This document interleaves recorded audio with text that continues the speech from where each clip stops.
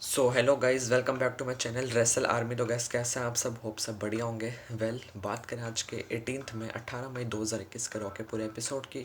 तो आज जितना सोचा था हमने कि पहला एपिसोड है रॉ आफ्टर रेसलमेनिया बैकलैश है, उतना अच्छा डिलीवर करके हमें कुछ मिला नहीं है। और वैसे भी जब हम पेपर व्यू के आसपास के एपिसोड में पहुंच जाते तब भी यहाँ कुछ अच्छा तो होता नहीं है। तो ये तो पहले ही वैसे ही एपिसोड था, तो इससे क्या उम्मीदें लगाते हम। आज की रॉ तो भाई पूरी कॉफ़ी किंगस्टन के नाम थी। कैसे वो तो आपको वीडियो में आगे पता लग ही जाएगा।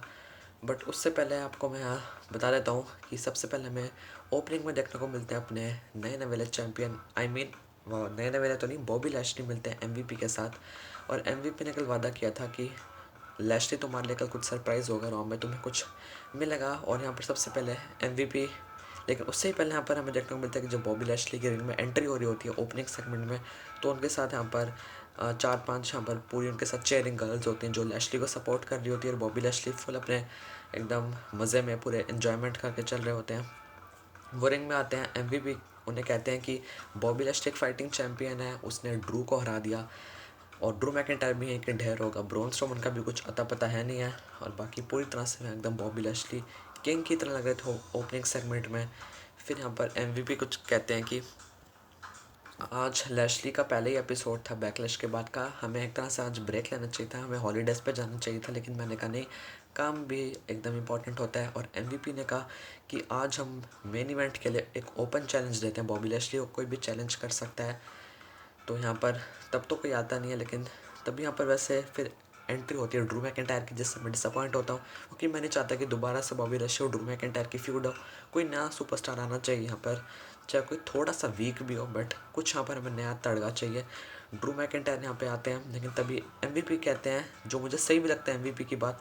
वो कहते हैं कि मैंने कहा कि पूरा लॉकर रूम में से कोई भी आ सकता है सुपरस्टार, बट वो होने चाहिए except Drew McIntyre and Braun Strowman. फिर ड्रू मैकिंटायर को गुस्सा आता है, वो यहाँ पर बॉबी लैशली पर अटैक कर देते हैं। लैशली रिंग के बाहर भाग जाते हैं और उसके बाद पहले तो रिपीट के रिंग से बाहर चले जाते हैं लैशली, उसके बाद दोबारा अंदर पता नहीं क्यों लड़ने जाते हैं ड्रू मैकिंटायर से। अगर तुम एक बार बाहर आ गए हो तो फिर तुम्हारे अंदर जाने का क्या मतलब। और एमवीपी भी यहाँ पर उन्हें रोक देते हैं कि नहीं, कोई ज़रूरत नहीं है। और ड्रू मैकिंटायर इस ओपनिंग सेगमेंट में स्टैंड टॉल करते हैं, लेकिन ऐसा यहाँ पर कुछ ऑफिशियल होता नहीं कि ड्रू ही होंगे इनके अपोनेंट। अपोनेंट तो कोई और था, मेन इवेंट में था। उसकी बात हम वीडियो के एकदम लास्ट में ही करेंगे जब हम वीडियो के मेन इवेंट में पहुँचेंगे। बट इसके बाद हमें देखने को मिलता है एजे स्टाइल्स और अलायस का मैच। मेरा इस मैच में कोई इंटरेस्ट नहीं है। एजे स्टाइल्स को इससे भी अच्छा लेवल है, उनको और अच्छा कोई सुपरस्टार का फ्यूड मिलनी चाहिए। अलायस उनका बिल्कुल भी कोई लेवल वाला सुपरस्टार है नहीं। देखने को कुछ ऐसा मिलता है कि अलायस यहाँ पर हारने वाले होते हैं, उनको था कि जैक्सन राइकर मेरी यहाँ पर कुछ हेल्प कर दे। जैक्सन राइकर यहाँ पर डिस्क्वालिफिकेशन करते हैं, वो यहाँ पर अटैक करने की कोशिश करते हैं एजे स्टाइल्स पे। और आज शो में ओमस ही पूरी तरह से कन्फ्यूज़ थे, वो अपने जो उनके बॉस हैं एजे स्टाइल्स, उनकी हेल्प नहीं कर पाते। और वैसे भी अलायस को हराने के लिए किसी की हेल्प की ज़रूरत पड़नी नहीं चाहिए। और यहाँ पर रिजल्ट कुछ ऐसा होता है कि एजे स्टाइल्स इस मैच में डिस्क्वालिफिकेशन से अलायस को हरा देते हैं। लेकिन थोड़ा सा पर डिसअपॉइंट ज़रूर थे जो ओमस वाली टीम। लेट्स से इनका क्या आगे फ्यूचर होगा, बट अलायस और जैक्सन राइकर बिल्कुल भी काम के नहीं है, वो भी इतनी अच्छी सॉलिड टैग टीम चैंपियंस वाली टीम के साथ।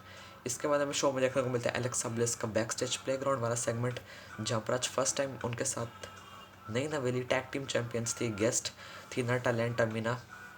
वो यहाँ पर कुछ मेन चीज़ें, कुछ मतलब फालतू की चीज़ें कर रही होती हैं। एलेक्सा ब्लिस फेवरेट कलर पूछती हैं नटालिया से, ये वो ऐसे यहाँ पर बच्चों वाले क्वेश्चंस होते हैं। टर्मिना कहती है कि हम क्या रॉ में फालतू के क्वेश्चंस का आंसर देने आए हैं। और उसके बाद दोनों यहाँ से चली जाती हैं और बस इसी हिसाब से प्लेग्राउंड वाला सेगमेंट भी ख़त्म होता है। अब एलेक्सा ब्लिस का मेरे हिसाब से जो थोड़ा इन्होंने क्रिप्टिक सा, थोड़ा भूतिया टाइप सा रोल दिया हुआ है, इससे थोड़ा अलग लाना चाहिए। और अगर एलेक्सा ब्लिस दोबारा अपने पुराने वाले गिमिक में आ जाए तो वो काफ़ी बेटर हो जाएगा ब्रांड के लिए, खास करके विमेंस डिवीज़न के लिए, जिसकी बहुत यहाँ पर अभी नीड है। और इसके बाद हमें देखने को मिलता है सिंगल्स मैच एंजल गार्जा और ड्रू गुलक का। कुछ था नहीं इस मैच में। एंजल गार्जा ने जैसे पिछले हफ्ते वाली रॉ में आया था, वैसे यहाँ पर सिंपली हरा देते हैं गुल्लक को। तब उन्होंने यहाँ पर ड्रू गुलक की शॉर्ट्स उनकी टाइट्स के नीचे डाला था, रोज़ से पता नहीं जो भी फूल है, और आज वो फूल डाल दिया था उन्होंने सीधा ड्रू गुलक के मुंह में। पूरा मतलब कचरा लग रहा था शो में, एकदम वेस्ट चीज़ लग रही थी, जैसा मैंने थंबनेल में लिखा भी हुआ है। इसके बाद हमें बैक से जहाँ पर सीन देखने को मिलता है 24/7 चैंपियन आर-ट्रूथ के बड़े महीनों बाद दर्शन होते हैं। साथ ही साथ उनके यहाँ पर अकीरा टोजावा भी होते हैं, जो मौके का फ़ायदा उठा के आर-ट्रूथ को पिन कर लेते हैं।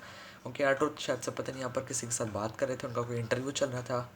और यहाँ पर अकीरा टोजावा बन चुके हैं हमारे न्यू 24/7 चैम्पियन। फिर वैसे मेरा चैम्पियनशिप की फ्यूड में कोई इंटरेस्ट है नहीं, जितना पहले कुछ सालों में मज़ा आता रहा वैसा पिछले कुछ साल से मज़ा नहीं रहा। इसके बाद हमें देखने को मिलता है बैक स्टेज एक सेगमेंट जहाँ पर रिडल कहते हैं कि रैंडी ऑर्टन आज तुम्हें न्यू डे से अपॉलोजी करना पड़ेगा, अपोलोजाइज, तुम्हें उनसे माफ़ी मांगनी पड़ेगी क्योंकि तुमने उन पर बिना वजह के लास्ट वीक अटैक किया था। रैंडी ऑर्टन साफ मना कर देते हैं। कॉफ़ी किंगस्टन कहते हैं कि ये चाहे माफ़ी मांगे या ना मांगे, मैं आज इससे एक मैच लड़ने वाला हूँ। और फिर शो में आगे कॉफ़ी किंगस्टन और रैंडी ऑर्टन का मैच ऑफिशियल हो जाता है और तभी हमें सीजन का मैच देखने को मिलता है। काफ़ी मज़ेदार मैच था, अच्छा रेसलिंग लगा मुझे इस मैच में, काफ़ी दोनों का परफॉर्मेंस एकदम हाई लेवल का था। रिजल्ट की बात करें तो कुछ ऐसा होता है कि रैंडी ऑर्टन जब जीतने वाले होते हैं तो पीछे से अपना जो जेवियर वुड्स है वो अपना क्रोम फ़ोन बजा देते हैं रैंडी ऑर्टन के कानों में। जो जेवियर वुड्स का वो होता है उनका भोंपू टाइप सा, उनका जो बैंड बाजा होता है वो क्रोम फ़ोन बजा देते हैं, जिससे यहाँ पर रैंडी ऑर्टन के कान में काफ़ी बहुत बड़ा झटका लग जाता है। और मौके का फ़ायदा उठा के कॉफ़ी किंगस्टन यहाँ पर पिन कर देते हैं रैंडी ऑर्टन को। रैंडी ऑर्टन बहुत नाखुश थे इस रिज़ल्ट से। कॉफ़ी किंगस्टन इस मैच में विक्ट्री हासिल कर लेते हैं और उसके बाद हमें देखने को मिलता है कि यहाँ पर बड़े नाखुश होकर जा रहे होते हैं, लीव कर रहे होते हैं जो पूरा अरीना होता है। रेडल और यहाँ पर जेवियर वुड्स के बीच काफ़ी बातें चल रही होती हैं और जेवियर वुड्स पता यहाँ कुछ समझाने की कोशिश करते हैं रेडल को, लेकिन रैंडी ऑर्टन सोचते हैं कि चलो मेरा टैग टीम पार्टनर चलेगा तो मैं क्यों अपने टैग टीम पार्टनर के दुश्मनों के साथ रहूँ। वो भी यहाँ हल्का सा धक्का मार के चले जाते हैं जेवियर वुड्स को और ऐसा लगता है कि अब इनके आगे फ्यूड काफ़ी जानलेवा होने वाली है आने वाले हफ्तों में। और जेवियर वुड्स रेडल के उस धक्के से काफ़ी नाखुश थे। इसके बाद हमें शो में देखने को मिलता है वुमेन्स टैग टीम चैंपियनशिप का रीमैच और यहाँ पर वही था नाटालिया एंड तमीना का मैच था against Nia Jax and Shayna Baszler. Same ही मैच हमने सैटरडे को स्मैकडाउन में देखा था और आज ट्यूसडे को रॉ में देख रहे हैं। रीमैच था और अलेक्सा ब्लिस ने प्लेग्राउंड वाले सेगमेंट में नाटालिया तमीना को कहा था कि मेरा फोकस तुम्हारे मैच पे काफ़ी ज़्यादा रहेगा। और यहाँ पर जो रिंग के पोस्ट होते हैं जैसे यहाँ पर कोई बर्स्ट टाइप होता है वैसे इनके मैच में हमें पटाखे फूटते हुए देखने को मिलते हैं और उससे डिस्ट्रैक्ट हो जाती है यहाँ पर शेना बेजलर शायद से, और मौके का फ़ायदा उठा के वो जाती है पिन और यहाँ पर सिंपली चैंपियनशिप रिटर्न हो जाती है। तो पता ही है कि 4 दिन के अंदर कौन सा टाइटल चेंज होगा। और नटालिया टामिना ने थोड़ा बहुत एलेक्सा ब्लिस की हेल्प से अपनी चैंपियनशिप सक्सेसफुली रिटर्न कर ली है और मैं फिर से नया जक्शन बिजर को एज चैंपियन देखना अगले करीब 2-3 सालों तक तो बिल्कुल भी नहीं चाहूँगा। इसके बाद हमें देखने को मिलता है शेमस और रिकोशी का एक सेगमेंट। रिकोशी कहते हैं कि मेरे को अपने जो नए कपड़े हैं बड़ा पसंद आ रहे हैं और जैसा मैंने आपको कल दिखाया था कि बैकलैश में काफ़ी यूनिक अटायर था रिकोशी का, और वो अटायर जो है वो शेमस का चुराया हुआ था, वो शेमस के अटायर था, उनके क्लोथ्स थे। शेमस कहते हैं कि तुमने मेरा अटायर क्यों कॉपी किया। इनके बीच ऐसी बहस चल रही होती है और उनका फिर हमें जैसा हमने कल बैकलैश में किक ऑफ मैच देखा था वैसे यहाँ नॉन टाइटल मैच था और सिंपली शेमस हम ब्रुक किक लगा के रिकोशी को हरा देते हैं। बट मैं चाहता हूँ कि शेमस के लिए हम्बर्टो कैरिलो मंसूर थोड़े बेटर अपोनेंट हो सकते हैं, रिकोशी हो सकते हैं, लेकिन अगर कोई और बड़ा सुपरस्टार है तो वो आना चाहिए।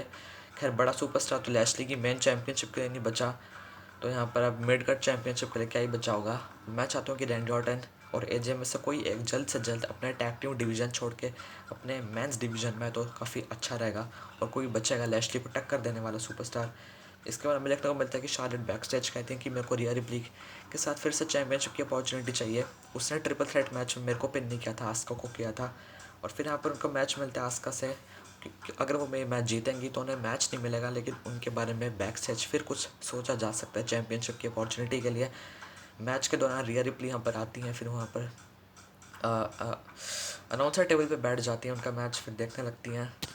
सीन कुछ ऐसा बनता है कि जब अपना नेचुरल सिलेक्शन जो भी उनका फिगर 4 है, ऐसे कुछ यहाँ पर उनका मूव था शायद से, जब नेचुरल सिलेक्शन लगाने वाली होती है आस्का उनको किक मारती हैं और रिया रिप्ली यहाँ पर एप्रन के एज पे आती हैं। एप्रन पे जैसे वो आती हैं तब भी शार्लेट को जब धक्का लगता है तब शार्लेट लगा देती हैं अपनी by chance big boot Riya replay पे और मौके का फ़ायदा उठा के इन्हें पिन कर देती हैं आस्का और वो इस मैच में विक्ट्री हासिल कर लेती हैं। और आस्का के तो मज़े हो गए, लेकिन शार्लेट इस मैच में हार जाती हैं और मेरा इस फील्ड में फ़िलहाल बिल्कुल इंटरेस्ट है नहीं।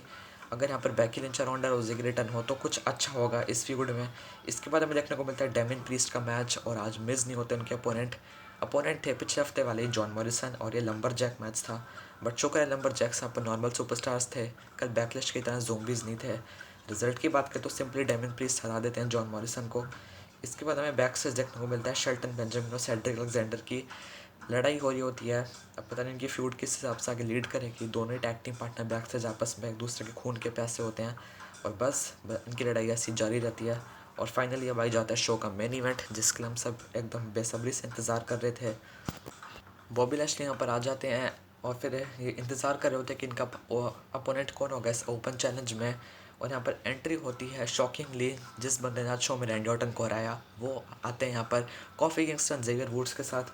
कॉफ़ी कहते हैं मैं तुम्हें चैलेंज करूँगा MVP। हाँ सॉरी, जो रेफरी होते हैं वो कह रहे होते हैं वही जो मैच से पहले की अनाउंसमेंट होती है, लेकिन MVP यहाँ पर रेफरी को ठीक करते हुए कहते हैं कि भाई यहाँ पर इनका कोई चैंपियनशिप मैच नहीं हो रहा, हमने तो बस ओपन चैलेंज की बात करी थी।